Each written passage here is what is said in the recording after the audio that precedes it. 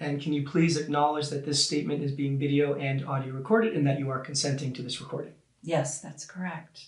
All right. And lastly, I just need you to acknowledge that we've already gone over your rights and that you are willfully making this statement. Yes, that's also correct. All right. Thank you, Emma. So, yeah, let's just keep it simple and start with you telling me where you were the day of Daniel's death. I was staying at a motel. And which motel would that be? The Best Stay Motel on the southeast part of town. Now, is there a reason that you didn't go to work that day? I wasn't feeling well, so I decided to take a sick day. And you work at Rose and Davis Financial Services, right? Yes, I'm a junior account executive. And Daniel, he works there as well. Is that also correct? Yes, actually, he's the one who got me the job there. And the two of you were romantic partners. Is that right? Yes. Now, do you mind maybe elaborating a little bit more on this relationship that you two had? Sure. What exactly would you like to know? Well, I guess we can start with the police report that you had filed on September 10th. Now, based on what I read, it seemed that this relationship that you two had was not that pleasant, was it? No, but at least not lately anyway. Now, you claimed that he had grabbed you pretty forcefully, too. I mean, so much so that he dislocated your right elbow. Is that right? Yeah, but I don't want you to think that was a norm or anything. So that's not his normal behavior? No, it wasn't. We had been together for 6 months at least, and I moved in with him about a month ago. He had never once laid a finger on me the entire time or shown any warning signs. So then what exactly happened on that day? I mean, why did he have this sudden change in behavior? He was jealous of a client of ours that we met for dinner. And who was the client? Just a prospective client. His name was Jason Anderson. Jason Anderson. All right, and what exactly happened with Jason? Well, Daniel had to take a call, so he stepped outside. He was out there a good amount of time, maybe 15, 20 minutes. And during that time, Jason and I started talking. I mean, he talked a lot and it was pretty funny. So we talked and had a laugh. That was all. Then when Daniel returned, I think he had the wrong impression. I mean, on the ride home, he kept questioning me about what we were talking about. He wanted to know why we were so happy, and he wanted to know if I found Jason attractive. He even accused me of flirting with some guys in the office from before.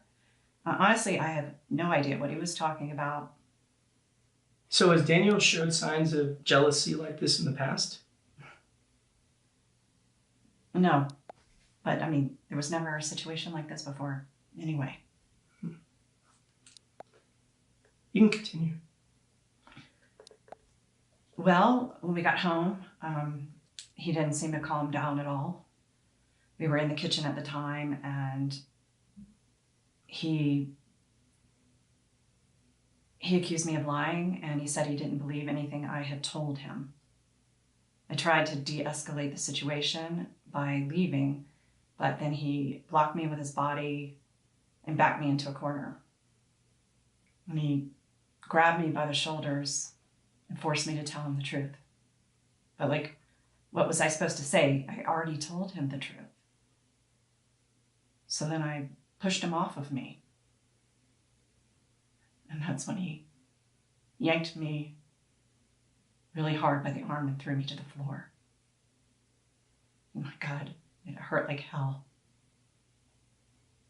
And then when I was on the ground, he kept yelling and screaming at me over and over. I mean, I can't even remember what he was saying. Was he drinking that night? No, the man hardly ever drank at all. I mean, I can't even remember the last time he had a drink. Now, according to the police report, your daughter, Rebecca, she was there when this had all happened. Is that right? Yes, she was upstairs in her room at the time, and she heard the arguing, so she came down to the kitchen to see what had happened. I mean, she asked me what happened, and I told her we had been in an argument. Then she asked me what I was doing on the floor, and I told her I had accidentally fallen. So why did you lie to her? I don't know. I was scared. I mean, it all happened so quickly. I couldn't even think straight. And what happened after that? Well, Daniel could see that I was really hurt, so he picked me up off the ground and took me to the hospital. On the ride there, he kept telling me how sorry he was, and he just kept apologizing over and over. He said he didn't know what got into him. And you believed him? Yes, I did. Really? It was a one-time thing. It was completely out of character. I didn't know what got into him. So yes, I did believe him. All right, and what happened after that? Well, he took me to the hospital and we checked in, and that's when I learned that my elbow was dislocated. Then Daniel left and Rebecca came to stay with me overnight. And then the next morning I had time to clear my mind and I told Rebecca exactly what happened. So you told her that he had actually hurt you? Yeah, she wanted me to press charges with the police. But honestly, I was hesitant. I didn't want it to turn into a big thing. But this was a big thing, was it not? I don't know, maybe. I mean, it was a big enough deal that you felt the need to file a police report, right? But that was Rebecca's idea. But yes, I was released from the hospital. We stopped and got some pain medication for my arm. And then we went to the police and filed a report. Then we went to the motel, I checked in, and Rebecca left to stay with her dad. And her dad, that's Charles, right? Yes, Charles. So was Charles aware of the assault that had happened? Yes, I told him that night. Was anyone else besides Charles and your daughter Rebecca aware of the assault? The only other person was my neighbor, Janice. She must have heard the screaming because she texted to see if everything was okay. I wrote her back that same night and told her exactly what happened. Now, are you and your neighbor really close? Because, and this could just be a me thing, but that seems kind of a strange thing to tell a neighbor. Sure, somewhat, I guess. I mean, we look out for each other, as neighbors are supposed to. Now, I'm wondering, do you think that maybe one of those three would have a reason to kill Daniel? I mean, considering they now know how abusive he can be, I mean, maybe that was enough to push them over, the limit to maybe take matters into their own hands? Absolutely not. But what about you? Was that enough of a reason for you to kill Daniel? Maybe make sure that he never lays a finger on you again? Absolutely not, no. Like I said, it was a one-time thing. It wasn't that severe. Wasn't that severe? Emma, I'm staring at you and you have a dislocated elbow. Now, I don't know about you, but to me, that is pretty damn severe. Look, the guy got jealous, okay? I mean, he'd been under a lot of pressure at work and he was in a shitty mood. He made a really poor decision that he immediately regretted. Is it okay that he hurt my arm? Of course not. But we can't change the past. And I do believe he was truly sorry. Okay. Fair enough. So Emma, is there anything else that you feel that I should know about this whole situation? None that I can think of. All right. We're going to take a little break. Just ask that you just hang here for a bit, okay? Okay. All right.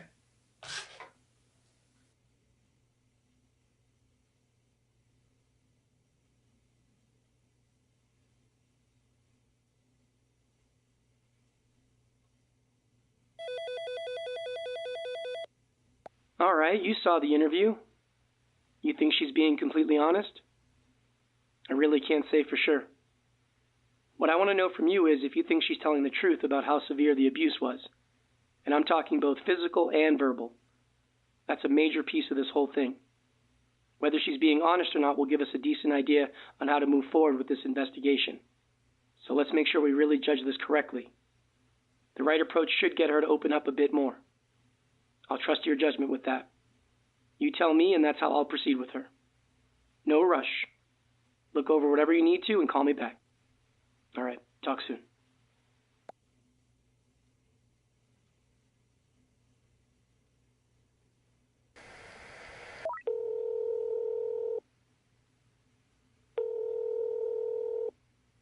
Hello? Okay, so you think she's telling the truth about how severe the abuse was? I'm not 100% sure I agree. But like I said, I'll trust your judgment. I'll get the interview back up in just a sec. Okay. Bye.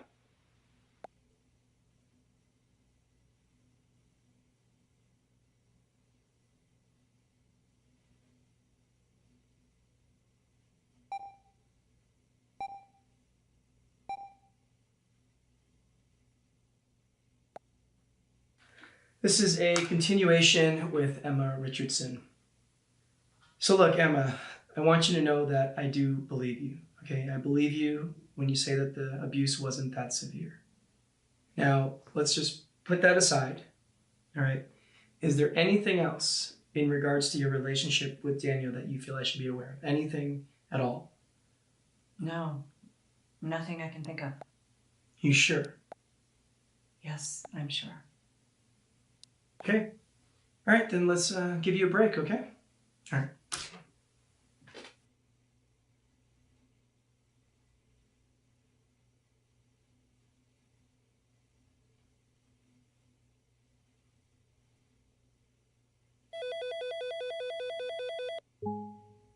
All right, that's a good enough start with her for now. I'm going to bring her ex-husband, Charles, in here next. Let's see what this guy's got to say. Hang tight.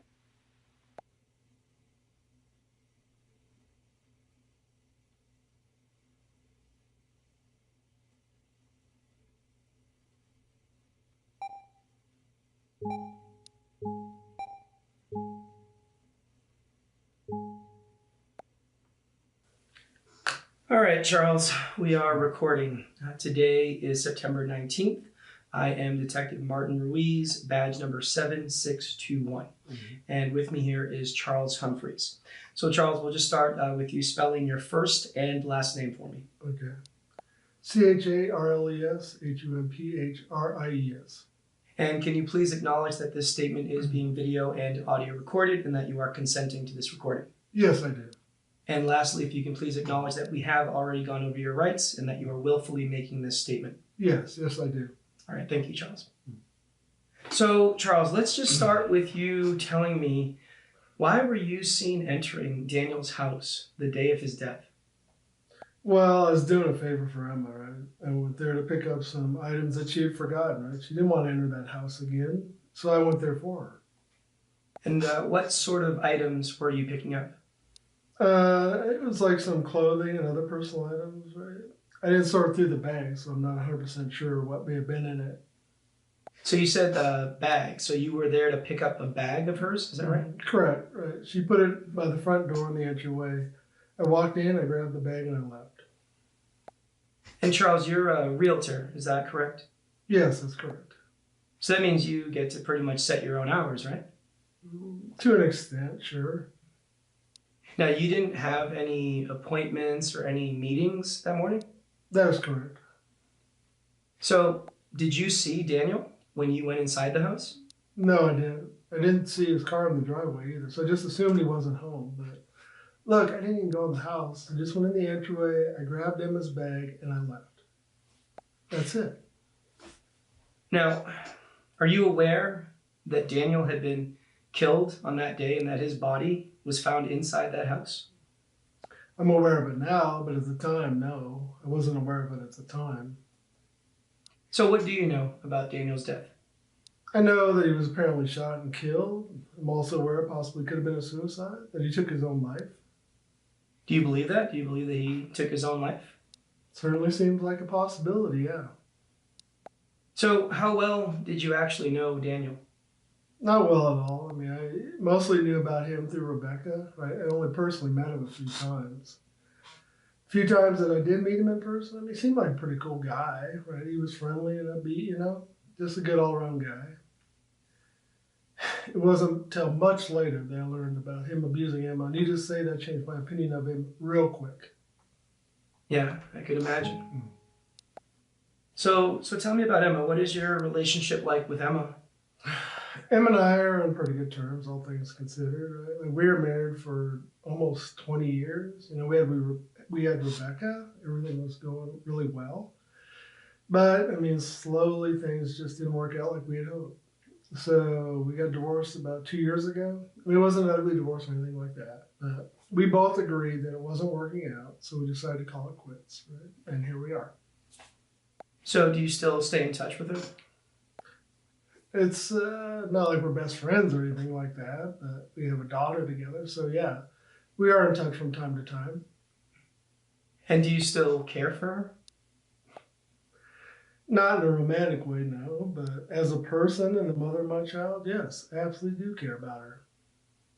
So would you be willing to do anything for her? What, like murder? Yes, Charles, like murder. No, of course not. Look, I would be willing to do almost anything for her because I still care about her. But murder, no, absolutely not. So you're telling me that you did not kill Daniel when you went inside that house? No, of course not. Look, I told you I didn't even see the guy, but if I did, I'm not going to kill him. So what about Emma? You think that maybe Emma killed Daniel? I mean, she's got more reasons to kill him than anyone else. No, Emma didn't kill Daniel. That's ridiculous. And how can you be so sure about that? Because she's not a killer. She's like the sweetest person I know. Well, what if she maybe hired someone or got some help? You don't think that that's possible? No, I don't think that's possible. Well, look, Charles, the reality is that somebody killed Daniel, okay? That is a fact.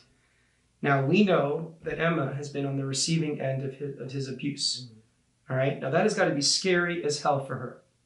Okay, now, Charles, I'm not saying that Emma killed Daniel, okay? But, Charles, we at least have to entertain the idea that maybe she wanted him dead. Now, I don't think that that's far-fetched at all. Hell, Charles, I have seen people killed for far less, all right? So you don't think that Emma maybe just wanted him dead? You don't think that that's possible? Look, I have no doubts that she wanted this man out of her life. That's obvious. But to think Emma would wish death upon him or anybody else for that matter? No, I don't believe that. I do not believe that she wanted him dead. No. You really don't? No, I really don't. All right. Charles, we're going to take a short break, all right? Just ask that you sit here for a bit and I'll be right back, all right? Yeah, no worries.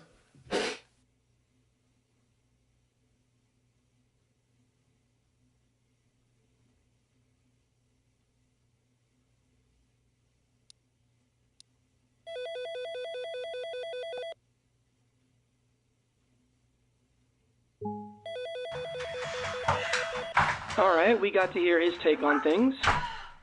Now, the main thing I'm questioning at the moment is whether or not Emma is capable of either committing this murder or getting someone else to do it.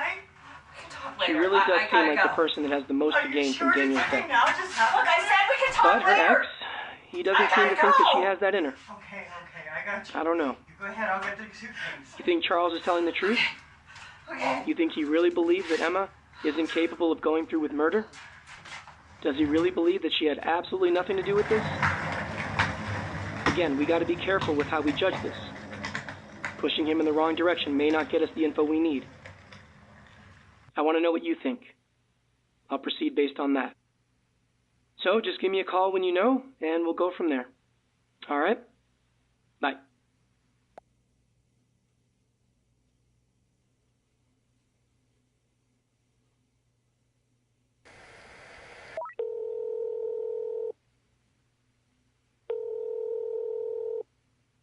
Hey.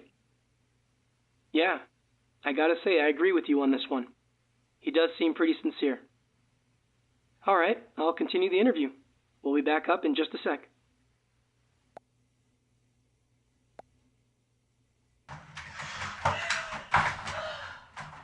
Emma? I've been really worried about you.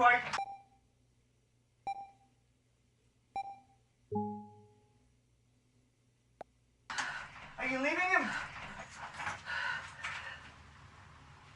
Are you alright? We can talk later. I gotta go. Are you sure? Did something now just happen? Look, I said we can talk later. I gotta go. Okay, I got you. You go ahead, I'll get the suitcase. Okay.